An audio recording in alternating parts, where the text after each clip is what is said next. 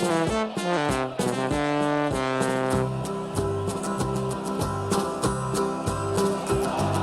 we come, blue and white, and we're looking good. You'll be in for a fight, and we fight pretty good. Getting goals is our job, and we get goals good. Looking good, we are Carlisle United. Hello everyone, you're listening to the Brunton Bugle, the number one place to get your Carlisle fix in the podcast world. I'm Lee Rooney. And I'm Gregg Bulman.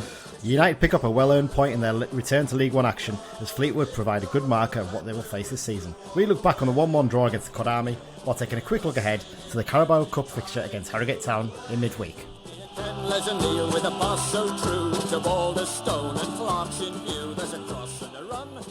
Yes, we haven't got a Dan or Mike for our first ever review episode in the new way we're doing it this season, but we do have the man himself from Boolman's Beer Reviews, Gregg Bulman. How do, Greg? How do? Yeah, you alright, Paul? Yeah, not too bad at all. I mean, how are you feeling, Carlisle United back as a League One club finally? I'm feeling a lot better now that I've seen a game. I thought we did okay, and there was a lot of positives to take from it. So I think we'll be all right this season. Absolutely, completely agree with you on that one. Before we get started, I just got to do a quick reminder that again this season, for the third season in a row, the Carlisle United Supporters Club London branch are sponsoring the podcast. Really, really great of them to do that. It's really helped us with hosting costs for this season. You can find out a lot more about the London branch and all the things they do. You know, they arrange tickets for away games and a bit of travel there, and pubs and events and getting together and race sponsorship for the club as well. They're really good at stuff like that. So if you want to find out more, go to their website, carlisle.londonbranch.org. Right then, Greg. Should we get straight into it, really? So obviously this season we're doing it a little bit different. We're going to be doing these basically these match reviews as well on the Sunday when we can, basically trying to fit them in. And we'll open up with Carlisle United 1, Fleetwood Town 1. You sort of give me some of your initial thoughts there, Greg. I mean, coming out after it, so going into it, sorry, I should say, was there a level of nervousness from you in terms of, we haven't been at this level for quite a while, how good is it going to be? Because we've only got so many, we haven't got a lot of new players in, and when I'd seen them in pre-season, it was mainly the team last season, it was, are they ready to step up? I did have that little bit of nervousness about it, but when I've seen them, the fitness levels, apart from those last minutes at the end, the fitness levels are there. The midfield battle, it was fairly evenly fought. I think it's going to come down to finishing this season. I think that's going to be the key. There didn't seem to be as many chances. It seemed, so you've got to take them when you get them. Yeah, absolutely. 100% agree with that one. Obviously going into the game, we all had an idea in our head what we thought the lineup was going to be, didn't we, for this one? And then the team came out, and we'd heard whispers of this the day before and the day of, and it turned out to be true. Luke Plange was given his full debut, alongside Jordan Gibson up front in a fairly different attack from what we saw last season. What was your initial thoughts when you saw this? My first thought was that Edmondson's injured, because I expected Edmondson to be starting, and looking at Plange's build, he looks like he's built to in a similar mould to Edmondson, so I just thought Simo's going like for like. That was my gut instinct. He's already got a plan and he's just going to stick to it. Yeah, the fact that Edmondson not only wasn't starting but wasn't even on the bench, that was a bit of a, what's going on here? I mean, tactically we thought, all right, maybe he's going to bring Edmondson on later on to be involved in the game, but to not even be involved on the bench, and as we found out afterwards, not even injured. Yeah. Interesting one, isn't it? Yeah, it is. But, it shows we have got a bit of a decent squad. Last season, it was just everybody we had at times. There's people who genuinely couldn't even get in the squad, and people who were on that bench who be thinking, I should be starting as well. So it is encouraging. Yeah, I think Plange starting ahead of him did raise quite a few eyebrows, though, doesn't it? Because your first thought is, well, hang on. Edmondson's shown what he can do at the level just below. He's looked really sharp in pre-season. So, obviously, rumours started flying around after the game about bids from other clubs potentially for him. We don't know how much truth there really is in with that. I think people sometimes fill a void with speculation there, don't they? But, I'd be surprised if he wasn't involved on Tuesday night, if I'm honest. I'd imagine there's a decent chance he'll be out there, but yeah, a little bit surprised. I mean, the rest of the team picked itself though, didn't it? I think it's fair to say. Yeah. Really I think it was the same team from the Dundee game, with the exception of Edmondson. So yeah, it was kind of what I thought for the rest. So yeah, it wasn't no real shocks, but I was really, really pleased when I've seen them and I've seen what they've done. It was good. Yeah. In terms of the visitors, Jack Marriott was actually left on the bench for them. There's a lot of speculation about his future, and being honest, I'll obviously talk about the game itself in a minute, but I kind of felt if he'd started that game, they might well have just about nicked that, because he looked lively when he came on. He looked lively, but at the same time not quite up to the match speed, and if he'd started the game, maybe he would. There's a lot of rumours about him having a fallout there about wanting to force a transfer away, apparently. But he seemed to work out when he came on, to be fair. Jaden Stockley was suspended for them as well, so he wasn't involved. Yeah, but how much of it was how leggy we were looking at the back towards the end? Yeah, I think that transfer, the substitution window, I think that was a big factor for us. Well, we'll talk about the referee's performance and a cock-up from the fourth official at that point later. So that's in terms of the lineups. Let's get straight into it. Let's talk about the goals then. First up, Owen Moxon already got a contender for goal of the season, haven't we? We have a contender for goal of the season, but if that's gift of the season, it's going to be some disappointing gifts this season, because that was poor from Moxon. He hardly celebrated in that gift. We need better gifts. Oh, maybe that's a sign he's away. Maybe that's what it's saying. Great, maybe that's the sign. It's totally, utterly unenthusiastic gift. It's really, really poor. Poor. I think we're going to miss some of Amari's gifts this season, aren't we? And some of Christian Dennis's. I think we need we need John Mellish to score quickly to get a good gift out there. Exactly. So initially it was decent build-up play, and Moxon was clipped about 30 yards from goal, just to the left of the sort of centre, I would say. It wasn't like out. You want it a little, basically left or right of the D, don't you? And it wasn't left or right either side, really. It was still quite central. Now, before this was taken, I was stood obviously near you in the paddock, as we usually do. I think I turned to you and said, didn't I? I think I said, we haven't had a free kick in this position for probably about a year and a half, if not longer. We didn't have one, I can't remember at all last season in that area. And it was just quite in a nice position. Their keeper's not the biggest. I think he must have only been about 5'11", 6 foot, I think. He wasn't that tall. And Moxon steps up and he hit it beautifully, didn't he? Just off the post, out of reach of the keeper, bang, 1-0. Hello to League One. Yeah, I don't think, even if he was Thomas Hawley, I don't think he'd have been pulling that one out, to be fair. I disagree. I feel like Hawley might have got to that at the other end. I think just the size maybe helped it a bit, because it's central as well. Yeah, being able to go either way, but you never know, I suppose. And Hawley's not always been the best on free kicks from memory. I think Shrewsbury in the cup, he conceded one against them last season.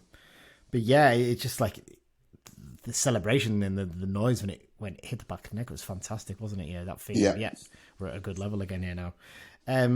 Unfortunately, couldn't hold on to the lead before the break, though, could we? In the 5 minutes of added on time, was it 5 for the first half? I can't remember. Yeah, 5 for the first half. Yeah. So in the fourth of those 5 minutes, United were pegged back. It was a cross from the left by Patterson initially, and Huntington headed out, but it only really went to the edge of the box. And it's probably a little bit harsh, because I think Gibson's probably expecting Huntington to get a better header there, but Gibson loses his man basically, doesn't he? And Wiradoo comes steaming in and he smashes a low shot that you kind of first, you think, from some other angles, you might think, oh, Hawley's not died for it. But he's completely unsighted by about 4 or 5 defenders, and it's hit so powerfully. We were right behind it, weren't we? It's a really, really good strike. He really controlled it well. It just sat up for him. It felt like it was in the air for an eternity, and it was on a plate almost. Yeah, and he drove it into the back of the net, and that was him at 1-1 at half-time. And there was no more goals in the second half, but there was plenty of incidents, wasn't it? I think the first half was a lot more cagey, but the second half really came to life at times, didn't it? I mean, we've got to talk about Jordan Gibson's miss, don't we? Yeah, that was unfortunate. I think, he just seemed to snap at it. But when you see it back on the replay, I think he could have maybe even had time to take a touch and hit in the other corner. It was just so free. It's a frustrating one, isn't it? So basically, Back's played in down the right. I thought Back actually had a really good game. I look back at the highlights. He had really involved in terms of getting the balls to the box. He he clips the ball over, and coming in at the far post is Gibson, completely unmarked. And it just comes in at that height, doesn't it, where you don't quite know what to do you? You're kind of like, well, it's not really low enough for me to hit it first time probably on the shot. It's not high enough for me to chest it or head it, really. I don't really want to knee it here. He just didn't seem to know, and he sort of jumps up in the end, and it's basically a side foot volley back towards back in the end, isn't it? It's really frustrating. And actually, I watched it back on the highlights, and I didn't notice it at the time because we're obviously on the other side of the pitch, but Mellish is steaming in just behind Gibson. And if he leaves that ball, I think Big John just hammers it into the back of the net. Gibson's got to go for it. He can't leave it. No doubt about that. But if he had known and he'd been able to leave it, I think Mellish probably scores in that situation. Really frustrating. But then up the other end, Fleetwood had a really good chance, didn't they? With a big promise up front for them. He looked a bit of a handful at times. A little bit clumsy in terms of his finishing. But ball into the box finds him. And actually, Lavelle does well initially to get the block in, doesn't he? But then he completely loses his bearings and where the ball is. It falls again to Promise. And he's got to score this one, surely. Yeah, I breathed in. I thought it was in. Yeah. It looked in from where I was, but thankfully no. No, the thing is, from the angle we were in the paddock, it looked like it only went inches wide, but actually it went a good 2 or 3 foot wide. When you watch the highlights back, it's a really poor finish in the circumstances. A couple more there. Back nearly accidentally lobbed the keeper of a cross, but he just about palmed it over the bar. Gibson tried to lob Lynch from 40 yards, which... Surprised they didn't do a bit more of that, because he wasn't the biggest, wasn't he? And he did like to stray out of his box a bit to come and get the ball. Good on the ball, to be fair. There was a good break by Fleetwood where Rooney, playing for Fleetwood, found Marriott in the middle, and he just scuffed his shot. If he'd taken his time, I think he scores there, doesn't he, in most situations, if he'd been up to the speed of the game. And then United had another great chance, didn't they? Really good cross from the left by Armour. Finds Garner, and I saw a few people criticise him saying he needs to do better with the header, and I thought that at first, but watching it back, I don't think there's a huge amount more he could have done with this, heading it into the ground because of the speed he came at it. What do you think? Yeah, I think that's fair. I thought anywhere else that it was in, but when I've seen it back, I think he probably done as much as he could with it. There was kind of like a half chance as well at the right at the start of the second half where Alfie McCallum, I think he didn't realise he was in more space, and he just kind of like hit it, and it just kind of... It was a pass to Mellish, wasn't it? Yeah, it could have went... I don't think he realised he had as much time. Yeah, it was ridiculous. It came in and he went on his left foot and he didn't need to. He could have hit it on his right. I think he had time to do that, and he panicked and he smashed it. What was supposed to be a shot ended up being a pass right at Mellish, who just about managed to recover it. I think we got a corner from it, didn't we? But yeah, that was a really good one. And then late on, Holy actually made a really good save with his body to block Harris, Hayes, who'd come on as a sub for Fleetwood quite late on. Only other talking point I'm going to pick out from the game itself, Greg. Penalty shout. There was one in the first half which I don't think was a penalty. Looking back, I think that would have been a soft one. But second half, one of Big John Mellish's maraudering runs into the box, and he gets his heels clipped, surely, and goes down. I thought it was a pen. I couldn't believe it. But I've watched it back on the iFollow match replay.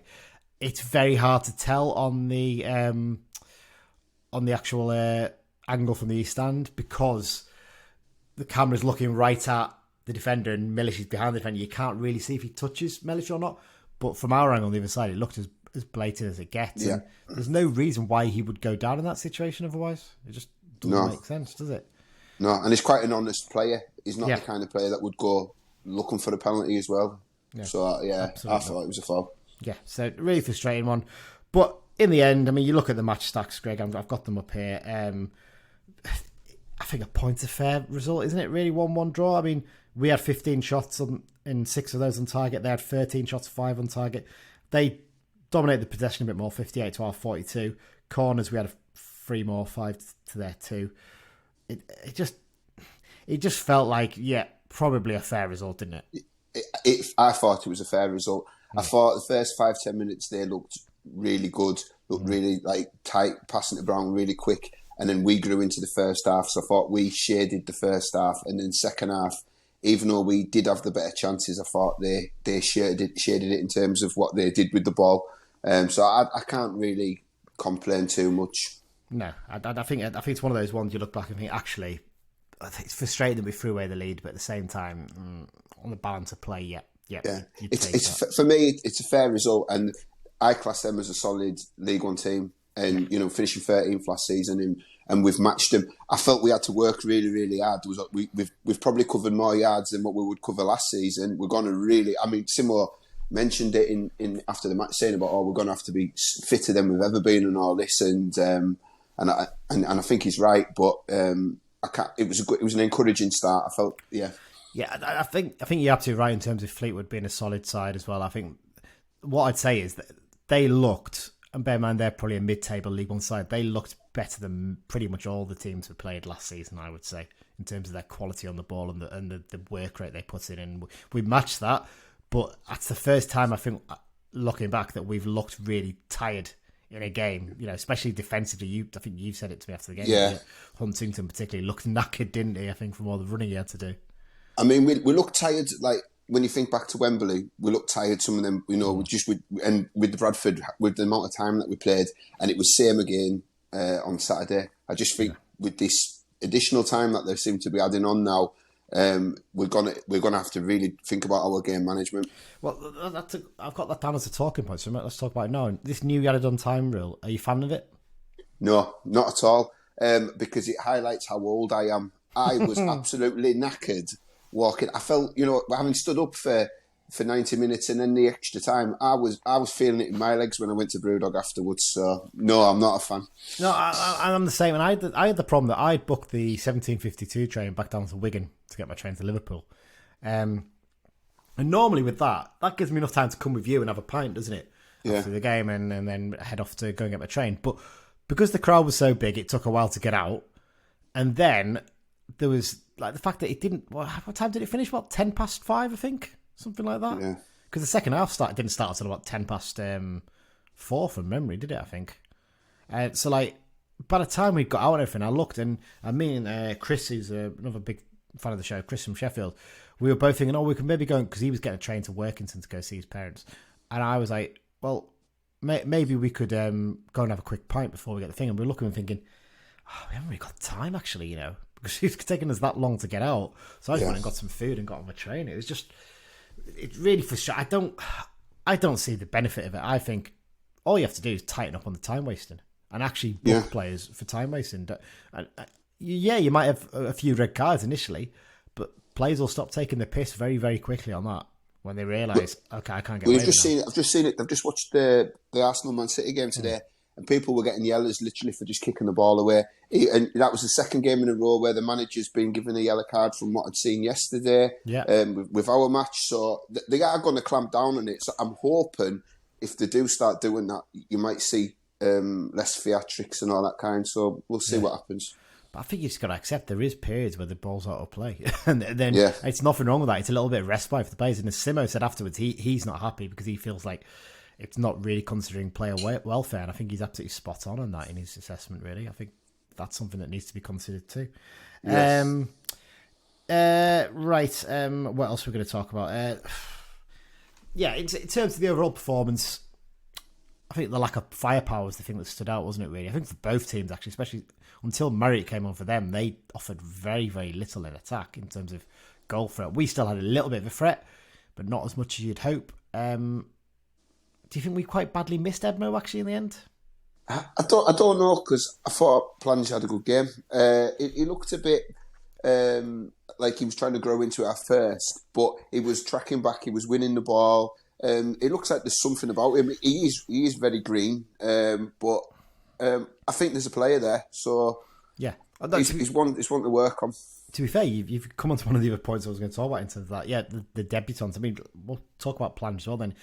I tend to agree. I think first 10 or 15 minutes I was thinking, oh God, what have we signed here? He just wasn't really falling for him, and he was getting shrugged off the ball very, very easily. He wasn't winning it that well. But I think something clicked and he started winning the ball back really well. Actually, he was very good at that and just digging in and nicking the ball out and then getting away. His problem is he's not knowing when to release the ball. He kept hold of it too long on 2 or 3 occasions. One point when he was in the box, and all he had to do was lay it off to Armour to whip the ball in the box for someone to get on the end of it. And that's the things he needs to learn. Definitely a player in there. I'd agree with you. I think there's something there. But can we afford to be training a player up? We've only got him for 6 months. I feel like in this game he was in there basically because Maguire wasn't fit yet and Edmondson. Yeah. We don't know if something's happened there. You know, they may be keeping quiet about something. Who knows? But I think if either of those two were in the right fitness or I don't know availability, I think either of those two plays ahead of him. To be honest. Yeah. And I think I'd have been tempted to play Garner from the start, really. But yeah, he did all right. But he looks very much like one of those typical under-21 signings. Not quite at the Elias Sorensen level of, you know, looking absolute dirge. There is something there, but he could become frustrating if after 4 or 5 games he's not managed to nick a goal somehow. Because he did. Did he have a single shot in the game? I can't think he did he? No, I can't remember. I can't remember him having a shot. No, so that would be the worry there. Well, let's talk about the other 3 debutants then. Sam Lavelle, thoughts on him? Because we were told, weren't we, from all the other reports at games, I think you might have seen him at Workington, that he was very slow and very stiff and he was going to struggle. But I didn't really see that much in this game. I thought he was all right. He kept up with their plays generally quite well and he was quite solid. There was a few shaky moments, as we mentioned already, but Paul Huntington probably had more shaky moments than him in this one, didn't he? Yeah, I thought he looked. Yeah, I think solid is fair. He didn't do anything that made me go, "Wow, you're really really good," but nothing that made me have any concerns either. I think I'd still prefer Ben Barkley in that role personally. I feel he'd be better suited being the right side of those centre backs. But I do wonder if there's a level there of we're planning for the future, and Lavelle would probably be that central of the 3 in the future. Maybe if there's any issues with Huntington.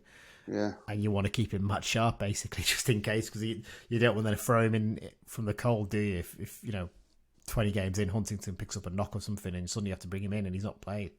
Yeah, that's the worry with that one, I suppose. And sometimes I think actually that right-sided centre back needs to be someone who's a bit more solid and can sit there, because Mellish will marauder forward, won't he? He will go up on runs up the pitch, so you need to be effectively a good 2 there as well. So yeah, Sean Maguire, he only got 30 minutes or so. Some good signs though, I think.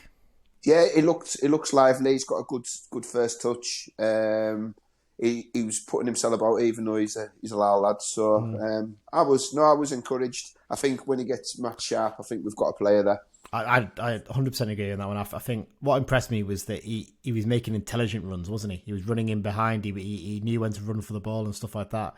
Really, really clever.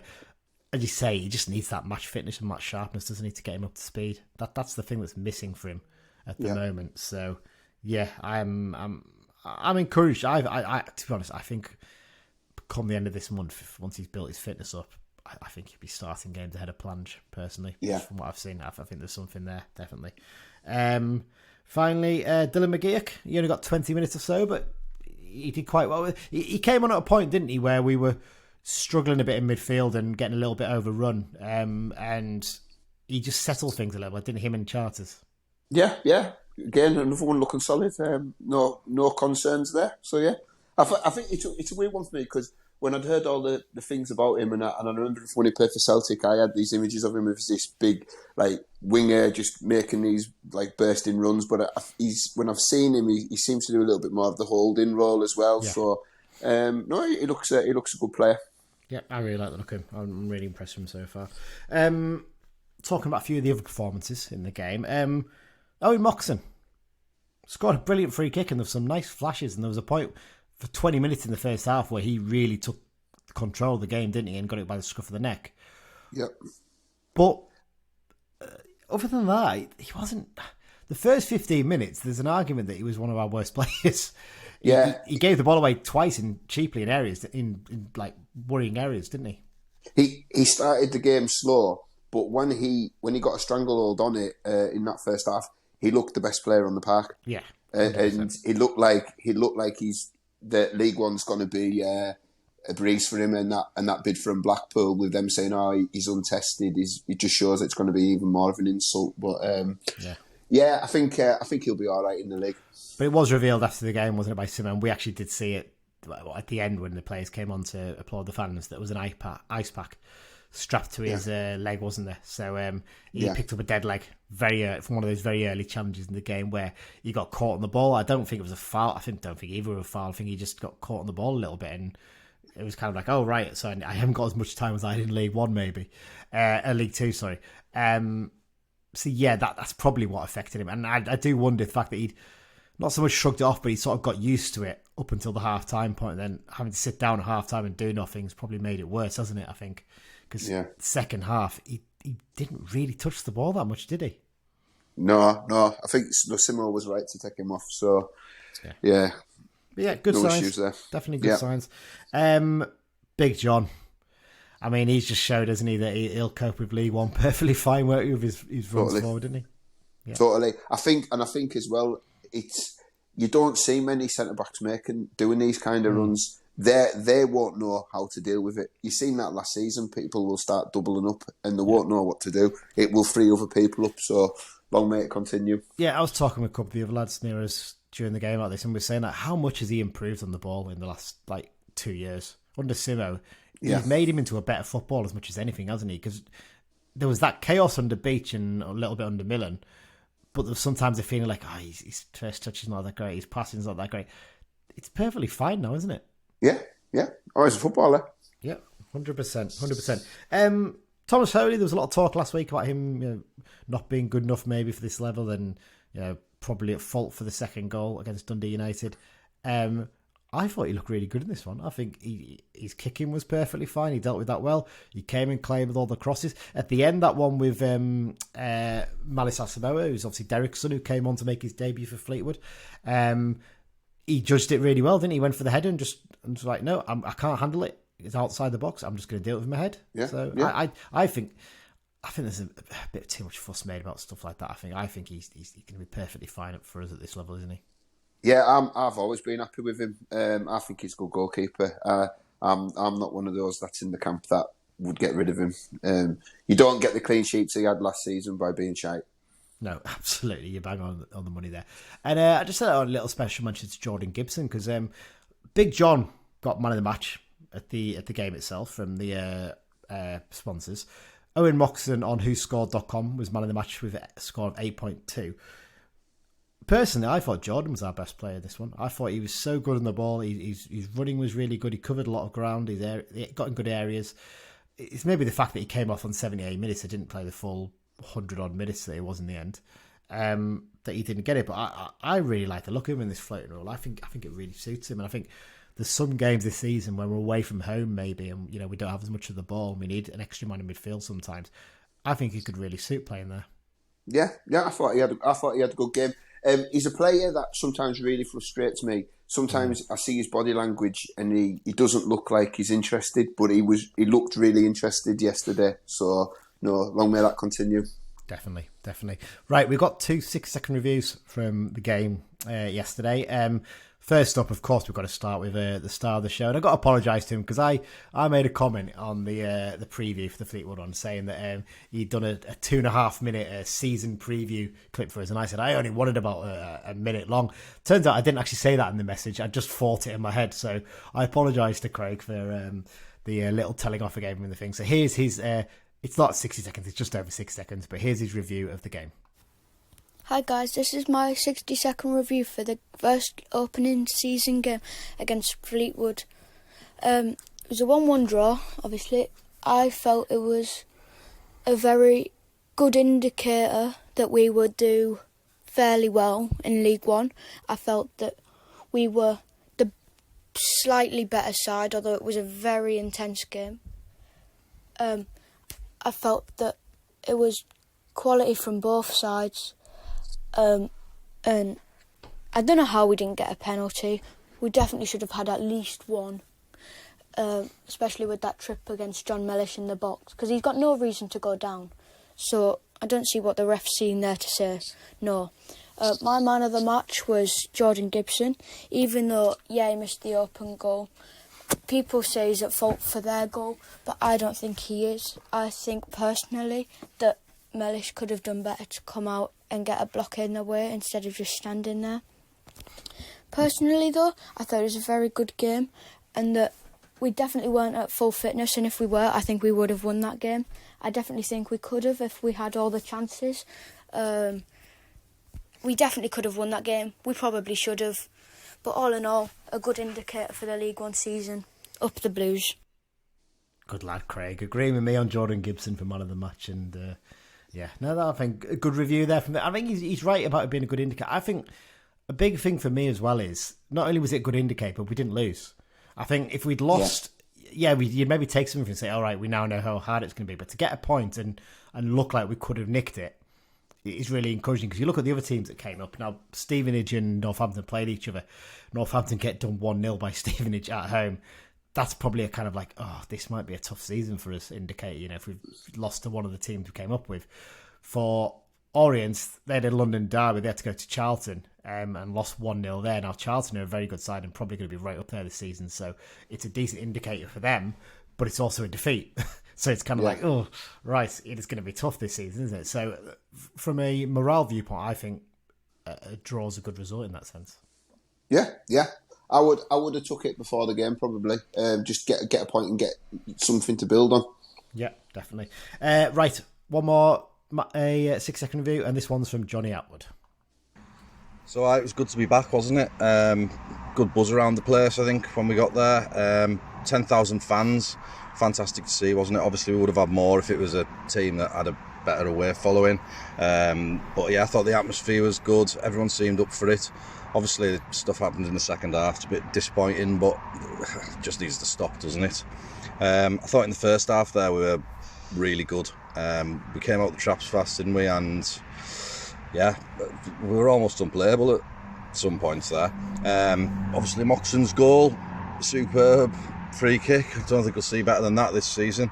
Poor time to concede just before half time, wasn't it? But that just happens. I thought probably a fair result overall. We'd take the point, wouldn't you, really? We just need to settle into the league and just get a bit of momentum going. We've got a point on the board now. Player-wise, I thought Finn Back was excellent. He's going to be a really good signing for us again this season, isn't he? Thought Gibson was good as well. But just overall, I think we're good enough for this league. I think that yesterday proved it. Obviously, they had chances that they didn't convert. We had chances that we didn't convert. But there's nothing there to say that we're going to struggle in this league for me. And yeah, I suppose on to Tuesday and then Oxford next week, isn't it? So yeah, looking forward to it. There you go. I think Johnny giving us a report there from the hard shoulder of the M6 by the sounds of things. No, thank you, Johnny. Really appreciate that one. Couple of points there he's picked up. We're going to talk about some of the off-the-pitch stuff he mentioned there actually in a minute. Finn Back he mentioned there. We sort of briefly touched on it before. He just looked like he'd never been away, didn't he? I think once he gets himself up to a little bit of extra fitness as well, he's going to really, really grow into that role in the right wing back. Yeah. He's a class player. I really rate him, but I really rate Ellis as well. So we've got some good options there. Yeah, I mean Ellis didn't even make the matchday squad, which just shows how strong our squad is in places this season, doesn't it? Well, let's talk about some of the off the pitch stuff first. Before we get into some of the bit that Johnny hinted at there, Warwick Road End, roof. What's your thoughts? Doesn't bother me. It's just a roof. No. I'm not bothered.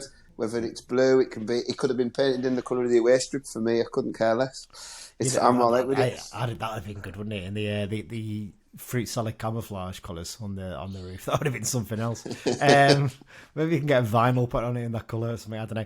You know what? I was really annoyed when it wasn't blue. Having seen it in the flesh, it's not as bad as I thought, and actually does make it look a lot tidier than it was. Yeah. So I'll give them that much at least anyway. So there you go. Yeah, some of the other points I've picked out here. You mentioned about the crowd there. Great crowd for the opening day, wasn't it, really? Getting that many people in. Fantastic to see it. Because you think last time we went up, I can't remember what crowd we got for the first game of that season. I'm going to try and dig it out in a sec. But I just thought fantastic to see that many people come along and back in the team. Because there's always that worry of people will forget about it really quickly. But there they were. And there was times when it got a bit nervous and quiet, but generally good atmosphere, wasn't it? Yeah, it was good atmosphere. But when you're seeing the attendances right through the league, we didn't look like, we're down at the bottom. There's loads of teams who were getting smaller crowds than we are, so it was quite encouraging. Well, to be fair as well, it should be pointed out in terms of that we had one of the lowest. In fact, we had the lowest away attendance, I think, in the division for our game. So yeah, I'm just looking here. Last time we went up under Simon, obviously the first game was under Neil MacDonald. Crowd that day 9,433, and that was against Doncaster, who will have brought a good, probably pushing on 1,000. So to get probably 2K more than we did home fans from that game to that one, it's fantastic, isn't it? Yeah, brilliant. Really shows the backing. Unfortunately, a handful of idiots let the club down a little bit there, didn't they? So into the second half, there was an incident where one of those disposable vapes that going to sound like a proper old man saying all this, all the young uns have got these days. Someone launched it at the Fleetwood keeper on a corner. No need for it. It's stupid. You're going to get caught eventually on this. So what's the point?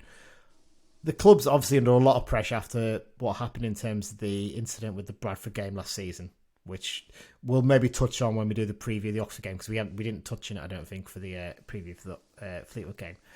But yeah, it's the club are under pressure, so they make the announcements on the tannoy as they have to do when something like that happens, and then 3 or 4 more were launched on the pitch. Yeah, I don't get what goes through people's heads. Do you? No, it's crazy.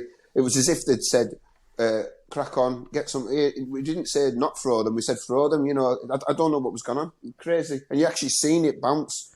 Yeah. It's just absolute nonsense, isn't it? And, look, what happened at Wellens last season, I'm not convinced that actually happened. There was all kind of claims made, wasn't there, about that one? But clearly things like this have happened. There has been instances of things thrown at the keepers last season. Those young lads from the Warwick Road End group have done a fantastic job in improving the atmosphere in that end, and this is nothing on them. This is not they should not be tarred by this, because they put some really good statements out in terms of this affects the club because we don't have as much budget to spend on players because we have to pay stupid fines because of stuff like this. Why are you doing it? So no bad mark on them. They've done brilliantly in terms of stuff like this. These handful of idiots are costing them, and let's be honest, it's going to be kids, isn't it? But, we know it's not likely to be grown men that are doing this. You'd hope, at the very least. So just cut it out. I'm kind of hoping that's it. They'll learn the lesson here. But I did notice that one of the stewards got the goal cam from behind the Waterworks end on the pole and brought it round, and were just standing pointing it at the crowd for the second half behind the goal, weren't they, to try and discourage them. I mean, having seen the quality that those GoPros can do in terms of video, I don't think you would have got very, very good evidence showing who it was, would you? Probably not, but they're going to have to do something because it's not working. I think there's a few. I think everyone, and that includes the people that haven't done anything. I think everyone's got to get smarter on this. Yeah, I know there's the whole I don't grass culture, but sorry, that's got to go because it's going to cost this football club money.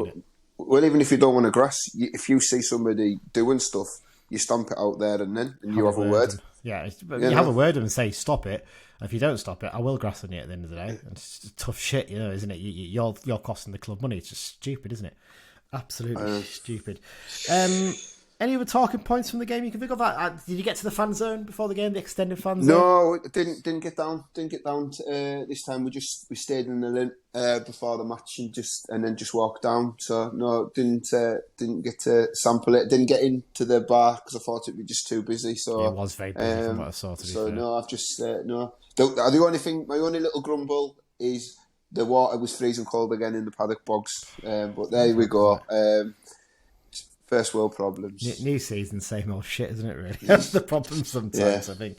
But there you go. But yeah, generally, I think we're coming away very happy, big crowd. And in a weird way, I'm kind of pleased it's Wigan at home on a Tuesday night for the next game at home, because I still think, because it's the summer holidays, you'll probably still get quite a decent crowd for. I'm coming up for that one for a midweek game, probably the only midweek home game I'll do this season. And I'm coming up for that. Wigan are going to bring at least 1,000, you'd think, because they travelled pretty well generally for the Northern games. So, it could be a really, really good one. That it could be another 10k crowd, and if we could do that and get a result there, that sets you for the season, doesn't it? Because we were saying the amount of people who've got season tickets this season that we know is incredible, isn't it? Yeah, I mean, I counted about 9 in the pub nearly beforehand. So yeah, it's really good. Yeah, fantastic. Right, just to wrap things up, we're going to do before we do the look ahead to the Fleetwood Harrogate game, in the Cup very briefly. A quick review of some of the results in the division. Well, if we start in alphabetical order, we get the result of the day, don't we? Barnsley 7, Port Vale 0. I mean, wow! I thought Port Vale would struggle this season. I had them down in the bottom four in my predictions. But I didn't think Barnsley would do that well this season. I thought they might struggle to settle in under Collins. I mean, what load of nonsense that was, wasn't it? Yeah, really good result that. I would be worried if I was Port Vale. I don't like what they did in terms of how they got rid of the manager last season. It didn't sit right with me as an outsider looking in. I mean, I don't know everything, but I would be a little bit concerned. Yes, so it's 7-0 win. Obviously, shock horror. Barnsley are top. I say top. There's no point looking at the table until about 6 games in, is there really, realistically?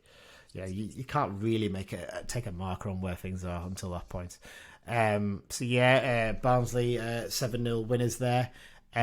Blackpool got 2-0 win over Burton Albion. Pretty solid start to them back in the division. Bolton Wanderers, again, another good start for them. 3-0 over Lincoln City. Should be noted, Jack Idle scored on his first game back after a long time out of injury for them. Cambridge United winning 2-0 against Oxford's a bit of a surprise, isn't it? I don't know. I think they're very similar. I see both of them are going to be around about us. I think so. I'm not sure. But so hopefully that'll impact on Oxford for the weekend. Yeah, because a lot of people are predicting Oxford to be right up there this season, but it's not a great start. And that manager they brought in, Liam Manning, I think he's got this reputation as being this big up and coming coach and brilliant tactics, but his record at Oxford so far since coming in is not great, so he'll be under pressure soon if they don't get results. As you mentioned before, Charlton won 1-0 against Leyton Orient at home.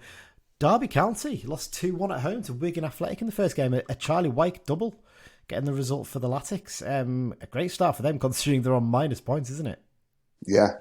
I think that's a false position over Wigan. I think they'll be comfortable this season. I could see them really being comfortable as well. Northampton obviously lost 1-0 at home against Stevenage, as we said before. Pierre Gianni got the winner there late on. Portsmouth, a team that I thought would do quite well this season, they got a 92nd minute equaliser against Bristol Rovers to get a 1-1 draw. Bit disappointed if you're Bristol Rovers there, weren't you? Because you'd be on for a great 1-0 win at Portsmouth on the opening day. So they get pegged back late on. Reading, I think we sort of all agree, are going to struggle a bit this season, aren't they? They lost 1-0 at home to Peterborough United, who I think should be right up there as well. Shrewsbury Town, 1-0 winners against Cheltenham. Ryan Boolman got the goal. Morgan Feeney played the full 90 and got man of the match in a couple of newspapers I saw. So, good start for him. Interestingly, obviously, he mentioned the fact that, what was it? About joining a big club, was it, I think? He said? Yeah. These things, yeah. Oh, I've joined a big club, whatever. And let me just get the stats up here. I've got them somewhere here. So, yeah, pleased to have joined a big club. And then you look at the attendances. What was the attendance for us? 10,000. I've lost it now. Where's it gone? 10,279. The attendance for Shrewsbury, 6,599, including 627 away fans. So, yeah. Good on you, Morgan, for that one. And then finally, Wickham losing 3-0 at home to Exeter is a bit of a shock, isn't it? And Exeter were 2-0 up after 4 minutes in this one. And by all accounts, could have been 3-0 after 10 if they'd taken one of the chances. So, yeah, interesting. A few teams that maybe were expected to do well, struggling on the opening day, weren't they? Yeah. It's still early. We'll, like I say, we'll find out in a few weeks' time where we really are. Yeah, very competitive division though. I think that's the first thing. Yes, we've seen from this definitely. It feels like it is a step up in class.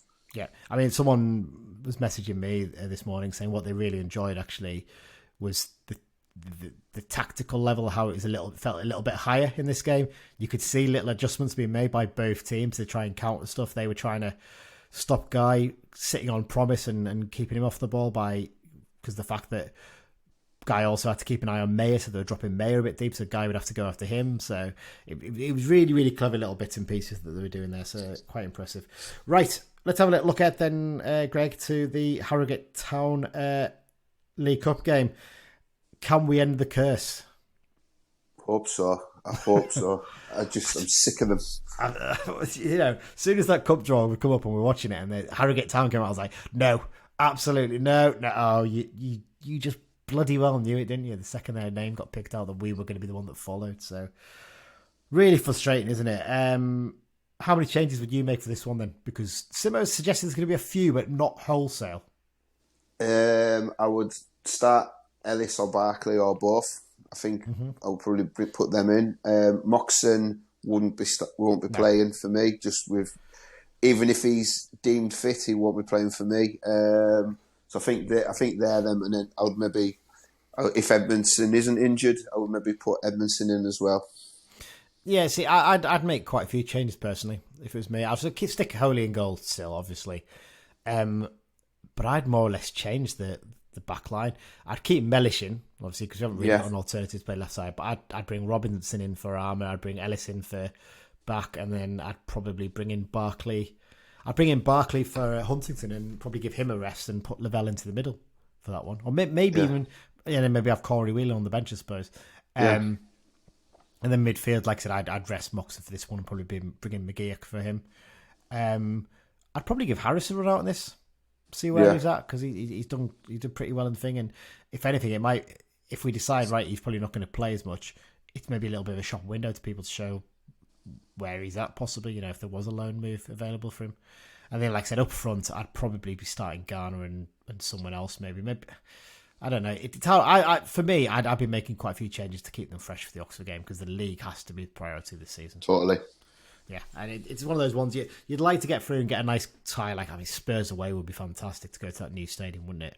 If we could get that, but Newcastle away. It's always Newcastle away. We can't get Newcastle to the third round now, can we? Oh no, we can't. They're actually in Europe for the first time in years. Yeah, so I forgot that. Yeah, Spurs aren't in Europe, so that's the big tie, I think, for anyone in the next round. I think it's fair to say.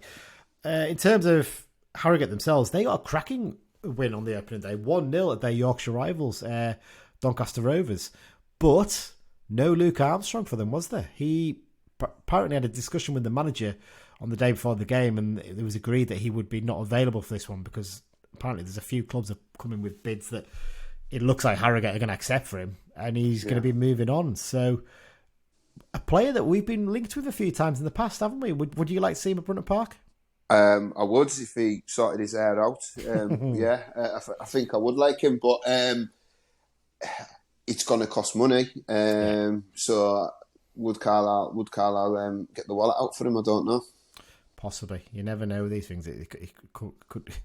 You'd think up at this level that the board might loosen the purse strings a little bit just to bring a player in, possibly. It depends what money they want. And there's rumours that Wrexham are looking to get a striker in, and as soon as they get involved, you might as well not bother, hadn't you? Really, that's the problem, isn't it? It just makes it difficult. It's not going to count towards the official predictions for this season, because neither Mike or Dan have done one. But do you want to do a little prediction for this one? I'll go 2-1. We'll break it, and I'll go with Guy and Garner. Okay, I'm going to match you there. I'm going to go... In fact, no, I'm going to go 2-0. And I'm going to say Garner will get one and Gibson will get the other. So I'm going to go 2-0, 2-1. There you go. I think that's pretty much it. Greg, I think we've covered all we need to for this one. That's the match review done. We'll do... What I'm going to try and do is do a Twitter space on Tuesday night after the Harrogate game. So we'll have a live little discussion with fans there. There'll be a little bit of a review of the Harrogate game in the preview for the Oxford game, basically, but there'll be a preview of the Oxford game coming later in the week for all you fans who are waiting for that. Greg, thanks for giving up a bit of your time on Sunday night to talk about all things Cal United, as usual. No problem. Great stuff. And we'll see you all later in the week. Thanks once again, I should say, to our sponsor, the London branch, for their support this season. Great stuff. So cheers and up the Blues. Up the Blues.